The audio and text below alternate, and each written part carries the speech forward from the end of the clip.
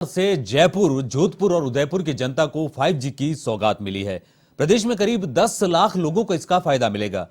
झालाना स्थित techno hub में आयोजित कार्यक्रम में सीएम अशोक गहलोत ने 5G सेवा शुरू की। नाथद्वारा में 5G इंटरनेट सेवा करीब 3 महीने पहले ही शुरू कर दी थी।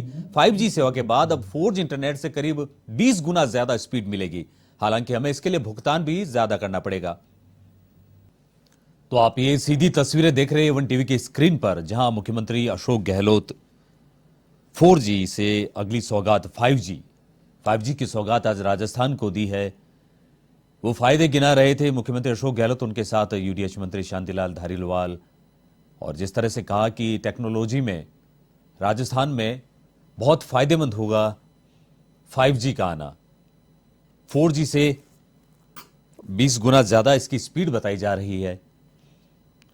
आज मुख्यमंत्री Ashok Gehlot Jhalana K techno hub से, भामाशाह टेक्नो हब से डीएम और एसपी से संवाद किया। 5G की शुरुआत के बाद उसके फायदे, प्रदेश के विकास में किस तरह 5G का योगदान रहेगा, ये चर्चा हुई और ये विश्वास। बाकी मैं समझता हूं कि ये ठीक आ गया कि ये आगे आने वाले जनरेशन के लिए भी मार्ग प्रशस्त करेगा। सभी ढंग के जो उनके सोच हैं, जो उनके सपने हैं, जैसे डॉक्टर एपीजे अब्दुल कलाम ने कहा था कि नए पीढ़ी को सपने देखना सीखना चाहिए, तो सपने साकार करने में भी ये आपका इंटरनेट सेवाएं और जितनी एडवांस होगी ये, मुझे नहीं मालूम कि दुनिया के मुल्कों में 5G के बाद में कौन सा जी आ गया है। भंडारी साहब को शायद मालूम होगा, नहीं मालूम, क्योंकि 5G के बाद में भी और आगे एडवांस टेक्नोलॉजी आ चुकी होगी। हमारे यहाँ तो बहुत बाद में टेक्नोलॉजी आती थी। पहले तो ये तो जो उदारीकरण हुआ डॉक्टर मनमोहन सिंह जी के ज़माने में, उसके बाद में आप देख लो नेशनल हाईवेज बन रहे हैं। ये तो मैंने एग्जाम्पल दिया। जो कुछ हो रहा देश के अंदर, उसका कारण ये भी है उदारीकरण के बाद में जो फॉरेन इन्वेस्टमेंट आने लगा,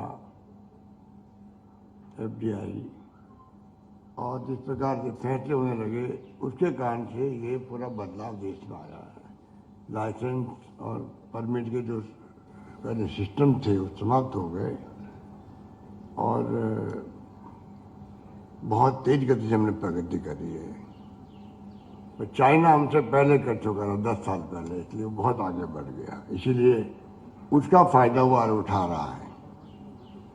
तो कहने का मतलब मेरा इतना ही है कि ये आज का जो इन्होंने 5G का जो तोहफा दिया है, उसके लिए मैं भंडारी साहब का और इनके रिलायंस ग्रुप के चेयरमैन मुकेश अंबानी जी का, आकाश अंबानी का, सबका मैं धन्यवाद करता हूँ कि उन्होंने राजस्थान को प्रेफरेंस दी।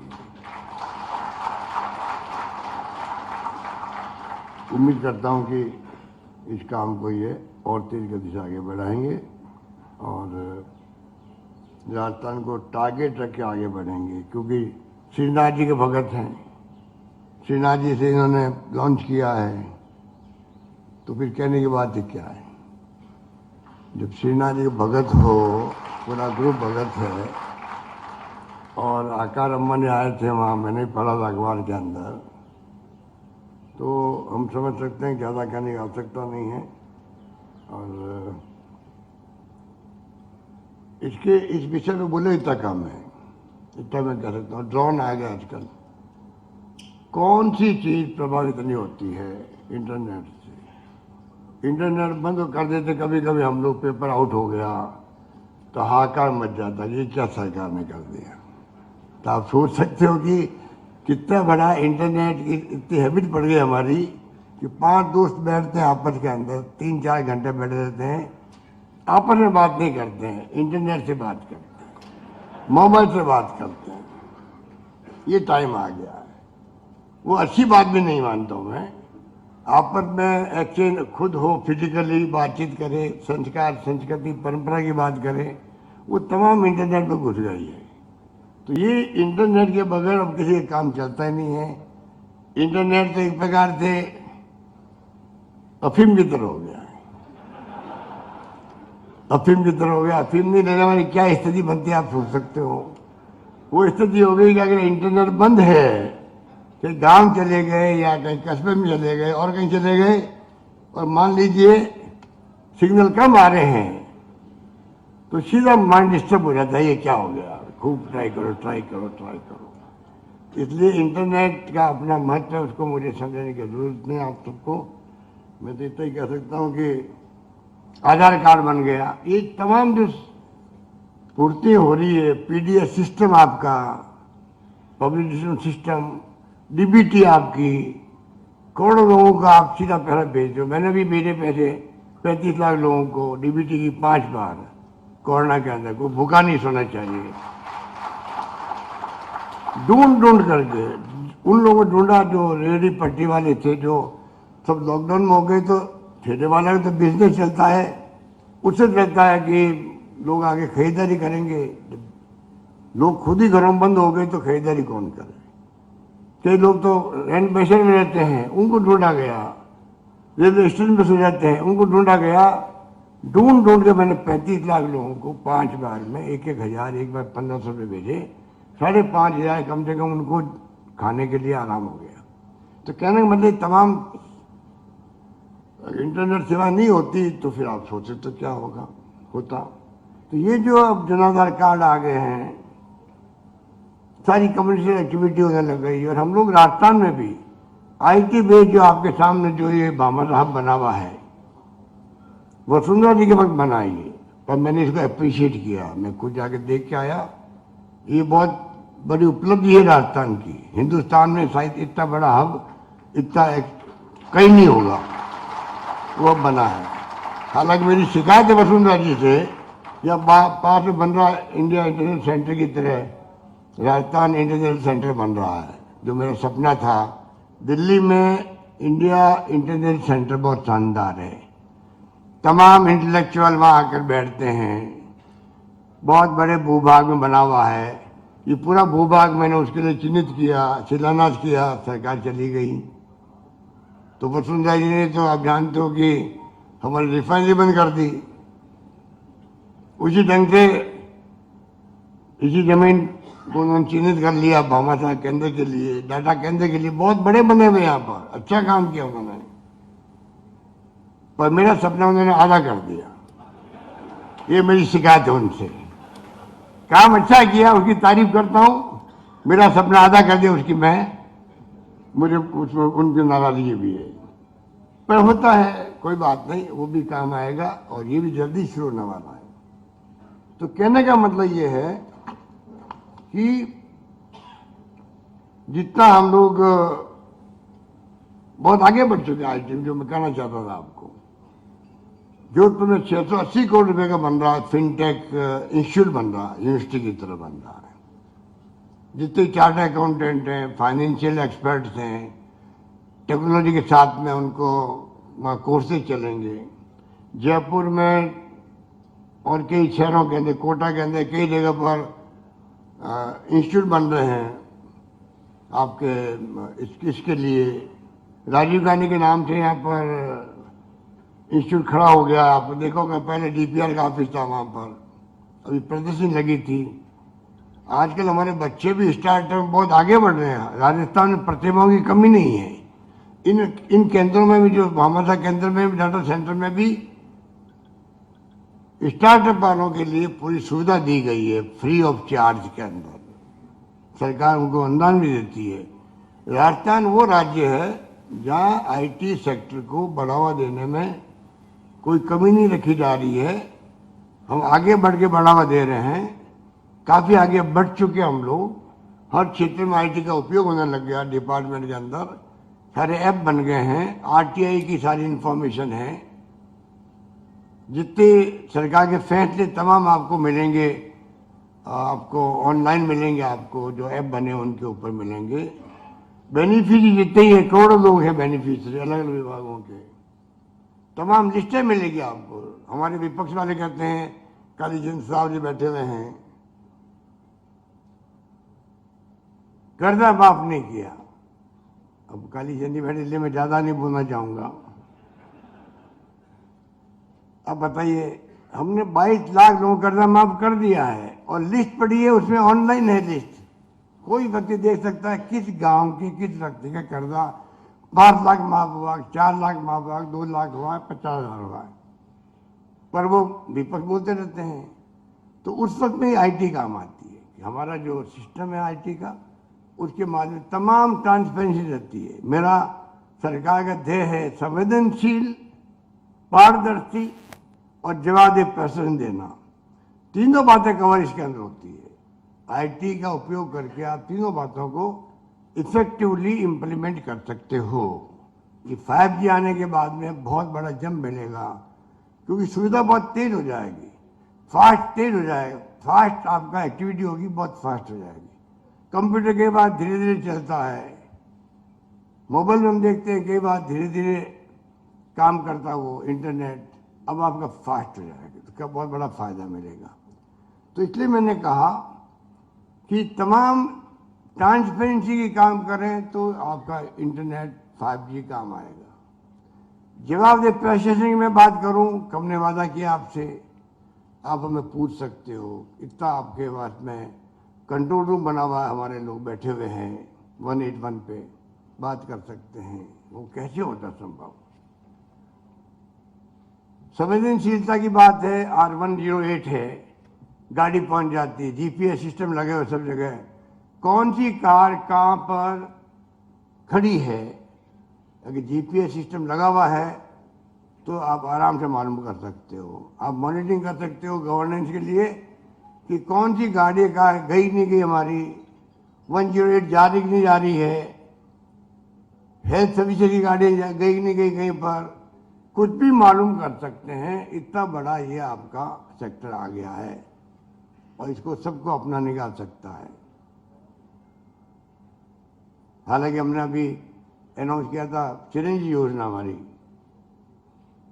आज हिंदुस्तान में नहीं, शायद दुनिया के मुल्कों में कहीं ऐसी योजना नहीं है। हिंदुस्तान में तो खैर 10 लाख का बीमा कहीं नहीं है देश के अंदर, मैंने दिया यहाँ पर। आज गरीब आदमी पूछिए, आप किसान पूछिए, दलित, किसी वर्ग को पूछिए, अमीर गरीब में कोई भेदभाव नहीं है, सबका बीमा कर दिया, 10 लाख का कर दिया। और ऊपर से ऑर्गन ट्रांसप्लांट करना फ्री है, वो अलग से। किसे कहते हैं? 10 लाख में 4 लाख खर्च हो गए, मान लीजिए आपके प्राइवेट कहीं गए अस्पताल में, कहीं चले, 6 लाख बचे और घर में तकलीफ आ गई, किडनी ट्रांसप्लांट की आ गई,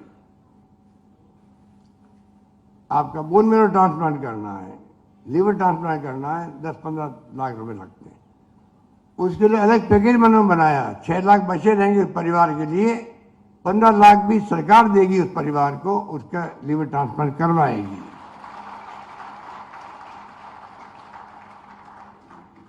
और 5 लाख का बीमा कर दिया है, वो साथ में एक्सीडेंट का ही कर, दुर्घटना बीमा कर दिया है। कहीं दुर्घटना हो जाए, पानी में डूब जाए, 5 लाख रुपए उसी योजना में, चिरंजीवी योजना मिल जाएंगे उसको।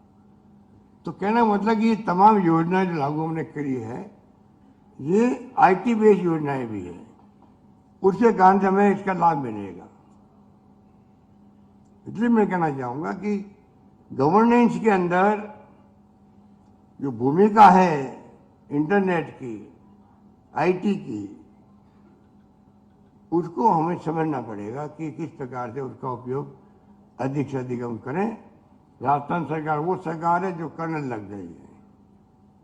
इसलिए मैंने कहा आपको, पिछली बार जब मैं सीएम था तो मैंने 3% हर बजट में, हर विभाग में रखा जानबूझ करके, जिससे कि हर विभाग के लोगों की हैबिट बढ़े।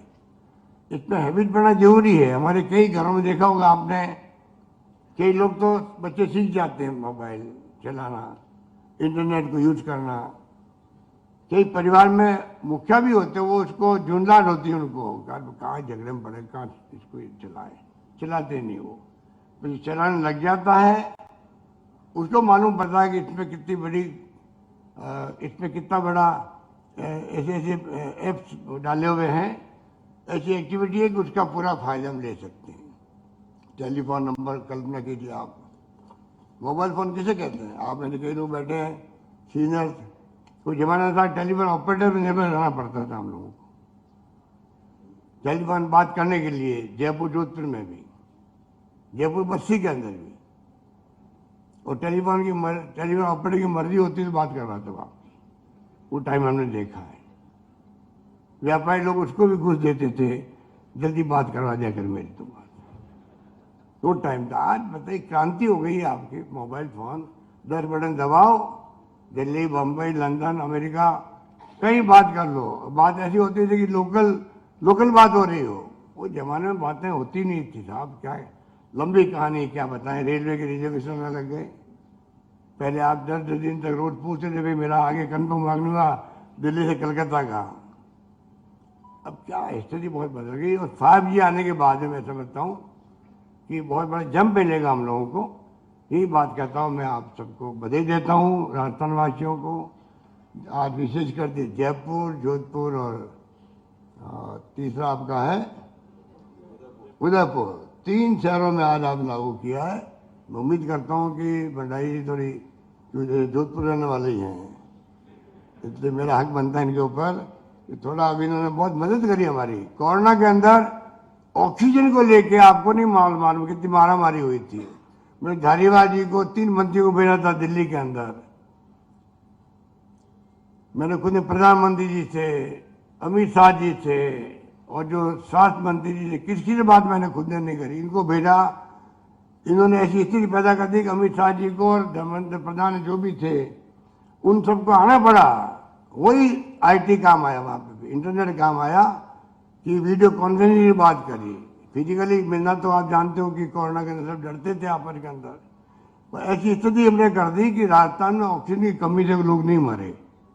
बम्बई में मरे होंगे, दिल्ली में मरे होंगे, अहमदाबाद में मरे कितने, राजस्थान में हमने लड़ के झगड़ करके उम्मीद हमारे भंडारी जी को बैठा दिया, मैंने वीडियो कॉन्फ्रेंसिंग मीटिंग को बैठा दिया इनको रोज, जो हमारी डॉक्टरों के साथ में और रोज रिव्यू करते थे हम लोग, इनको बैठा दिया गया भाई कि आप मुकेश भाई से बात करो, हमें ऑक्सीजन की जरूरत है। किसी को नहीं छोड़ा, एलन मित्तल को नहीं छोड़ा, लंदन बैठे हुए थे वो, इनको नहीं छोड़ा, किसी को नहीं छोड़ा। जहां बस चला अपना ऑक्सीजन आनी चाहिए हमारे यहाँ पर। हमें पता नहीं क्या क्या बातें हुई, जमशेदपुर पता नहीं कहाँ करीब अलॉटमेंट कर दी, जाना मुश्किल भी था। छत्तीसगढ़ के CM को मैंने कहा, बघेल जी को, कुछ मदद उन्होंने करी। इस प्रकार से हमने जो शानदार व्यवस्था करी उसको राजस्थान कभी भूल नहीं सकता, ये मैं कह सकता हूँ। धन्यवाद, जय हिंद, धन्यवाद।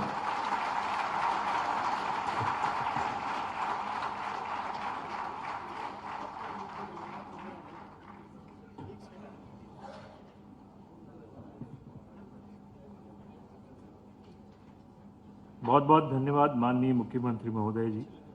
राजस्थान के विकास में आपके विजन और उसमें 5G दूरसंचार तकनीक कैसे बेहतर सहयोग कर सकती है, इस पर आपने अपने दूरदर्शी विचार हमसे साझा किए। निश्चय ही आपके नेतृत्व में प्रदेश ऐसे ही उन्नति की